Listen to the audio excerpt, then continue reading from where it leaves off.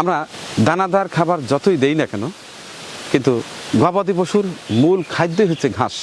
কি কি ঘাসের কাটিং লাগানো উচিত এবং কোন ঘাসের কতটুকু প্রোটিন, আশা করছি খামারি ভাই বোন বন্ধুদের এই ভিডিওটি অনেক হেল্পফুল।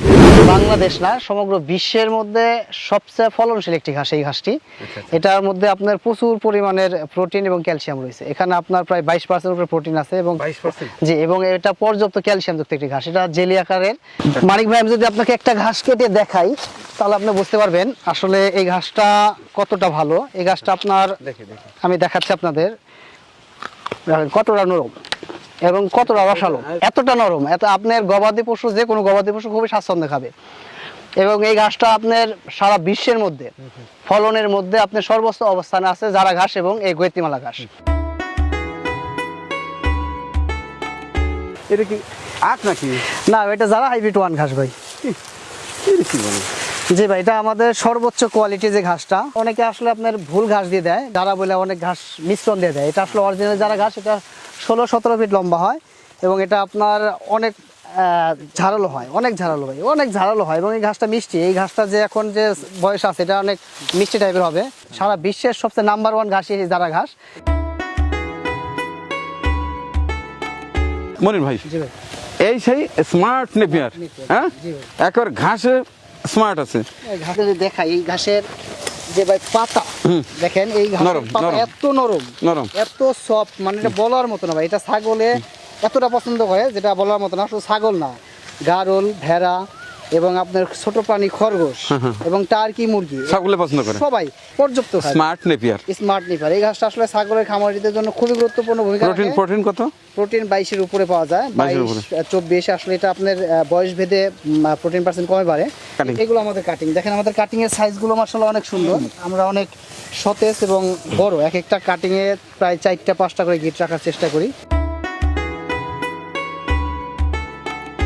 যে এটাই সে অজানা হাইব্রিড। এটা পানি শুকনো অবস্থানে হবে, শুধু আপনার একটু সেচদা মাটিটাকে ভিজায় মাঝে মধ্যে ভিজায় রাখতে হবে যে শুকনার সিজনে। আর বৃষ্টির সিজনে তো আপনার প্রতিনিয়ত বৃষ্টি হবেই। এটা যথেষ্ট নরম, মানিক ভাই, এটা যথেষ্ট নরম। হ্যাঁ, এটা আপনার খুবই নরম ঘাস, খুবই নরম ঘাস। ষাঁড় গরুর জন্য সবচেয়ে বেশি ভালো হয়, আর গাভী গরুর জন্য এবং ছাগলের জন্য আমাদের পানির আরেকটি ঘাস আছে, সেই ঘাসটা আমরা করতে পারি। তো দর্শক, এই ঘাসটা যাদের পছন্দ বা যাদের প্রয়োজন মনে করেন আমাদের সাথে যোগাযোগ করলে অবশ্যই আমরা ভালো মানের কাটিং দেওয়ার চেষ্টা করবো। এটা আছে হোয়াইট হাইব্রিড জার্মান ঘাস, জার্মান ঘাস, সাদা জার্মান। এই জার্মানের 2টা জাত হয়। ছাগল বেশি পছন্দ করে না? এটা ছাগল বা আপনার গারল, ভেড়া, যেগুলো ছোট প্রাণী, তারা চিকন এবং নরম ঘাসগুলো পছন্দ করে, যেহেতু এই ঘাসগুলো চিকন এবং নরম। এই ঘাসটা গরুর জন্য চপারও করতে হয় না মানিক ভাই। এই ঘাসটা যদি আপনার কেউ গরুর জন্য করে, এই ঘাসটা চপারও করতে না, কেটে নিলে এটা খেয়ে ফেলবে।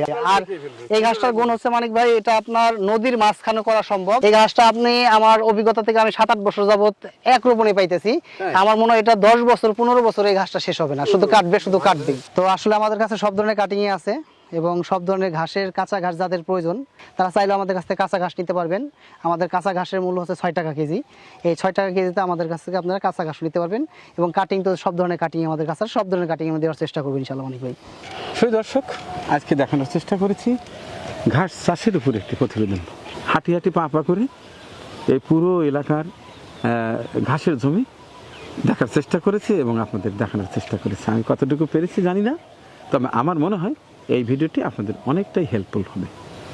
আরও প্রয়োজনে ভাইয়ের সঙ্গে ফোনে যোগাযোগ করবেন, ভিডিও ডিসক্রিপশনে এবং এই যে নিচে দেখতে পাচ্ছেন ভিডিও স্ক্রিনে, এই নাম্বার সরাসরি যোগাযোগ করলে প্রিয় ভাইয়ের সঙ্গে আপনার যোগাযোগ হবে ইনশাল্লাহ।